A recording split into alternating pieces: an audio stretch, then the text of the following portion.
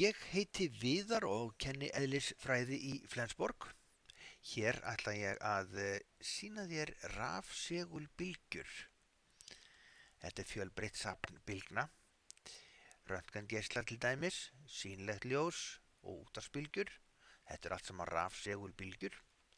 Þar er rafsvið sem að hér sést sveiflast upp og niður að sveiflast hornrétt á segulsvið sem að hér er inn og út úr blaðinu.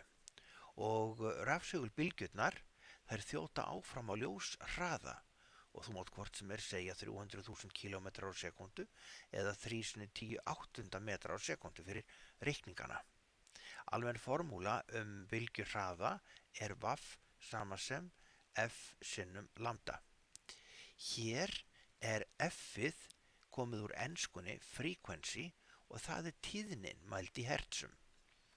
Lambda, þetta er gríska ellið og úr enskunni fyrir wavelength. Þetta er bylgjulengdin sem að mælir lengd bylgjunar í metrum. Vaffið er svo úr enskunni velocity og það er hraðin mældur í metrum á sekundu. Nú fyrir rafsegulbylgjurnar, þá er það ljóshraðin.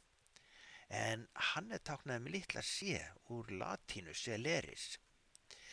Rafsegulrófið er í 7 flokkum. Við höfum gammageisla, þeir eru notaðir til dæmis til þess að lækna krabbamein. Röntgengeislar, þú þekkir það úr röntgenmyndatöku, taka mynd af beinum. Hér er útfjólublátt ljós, það drepur örverur og sóttreinsar vatn. Nú sýnilegt ljós, mannsaugað er næmt fyrir rafsegulbylgjum á vissu bili. Innrautt ljós, þetta eru varmageisla, þeir notaði kannski í fjarstýringar. Örbylgjurnar, þú þekkir þær úr örbylgjuofnunum og farsímarnir hafa samskipti á örbylgjum og svo eru sjónvarpssendingar milli svo endurvarpsskerma á örbylgjum. Hér eru útvarpsbylgjur og það er bæði mjög stuttar FM-bylgjur eða AM-bylgjur og svo náttúrulega gamaldags langbylgjurnar. Sýnilega ljósið, það er í 6 flokkum, við skulum skoða myndina. Fjólublátt, blátt, grænt, hér er gult, appelsínugult og rautt. Sýnilega ljósið er bara mjög lítill hluti af öllu rafsegulrófinu.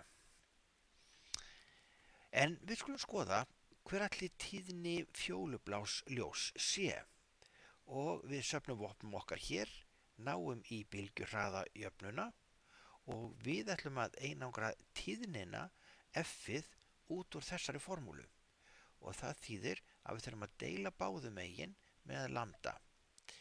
Og það vil svo til að þá fáum við að c deilt með lambda er sama sem f.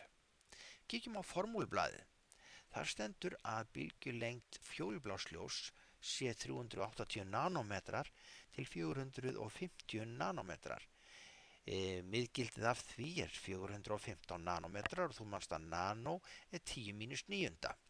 Svo hér setjum við inn ljóshraðan 3×10⁸ og deilum með bylgjulengdinni 415 sem 10⁻⁹ og útkoman er 7,3×10⁴ hertz.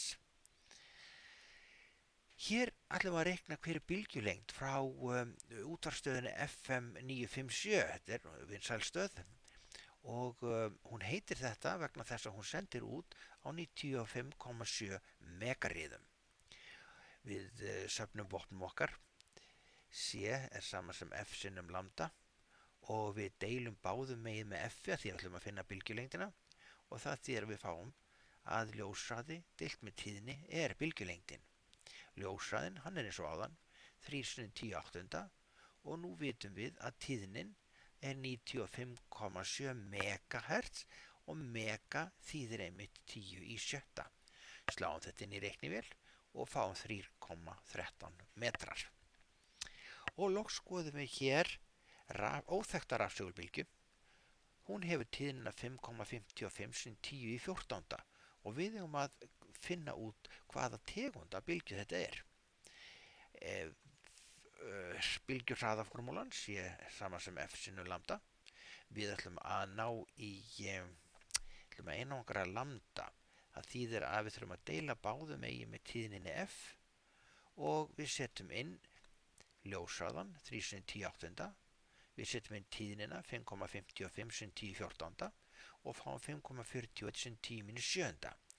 Þetta nú svo sem algjörlega óþekkt stærð, en ef við breytum veldisvísinum á 10 úr mínus 7 í mínus 9, þá þurfum við að færa kommuna 2 sæti og höfum 541 nanómetra.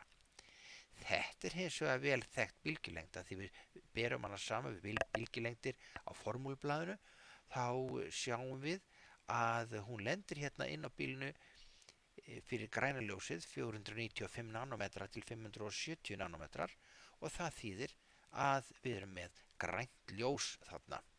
En nú kanntu líka nógu mikið til þess að reikna æfingadæmin sem að hér sjást og